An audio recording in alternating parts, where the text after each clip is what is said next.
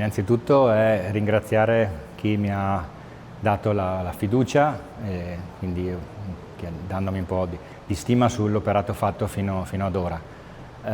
Ovviamente continuare sul percorso che abbiamo già delineato nei 4 anni precedenti. L'importante è ampliarlo, cercare di dare più sostegno agli atleti, anche minori, e poi alle società che ne abbiamo bisogno. È un periodo estremamente di cambiamenti sotto vari aspetti, di importanti difficoltà economiche, perché sappiamo tutti quali sono le necessità di un club e le difficoltà, e quindi operare per portare più possibilmente ragazzi e atleti a sciare nelle nostre montagne. Il tessuto sociale e sportivo del Veneto è estremamente proficuo, redditizio, lavorano bene. Abbiamo avuto ragazzi che hanno fatto la prepista alle gare olimpiche, abbiamo avuto ragazzi che sono transitati per le nostre squadre regionali, partecipare con la maglia azzurra, portare a casa anche delle medaglie, quindi questo ci riempie di orgoglio. Vorremmo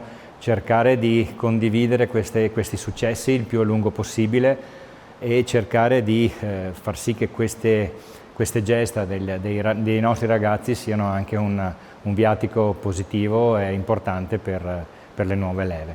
Facciamo i complimenti a tutti i candidati che si sono messi in gioco, ovviamente agli eletti. Quanto prima cercheremo, appena saremo ratificati dalla federazione, organizzarci per fare un prossimo consiglio in modo tale da distribuirci gli incarichi.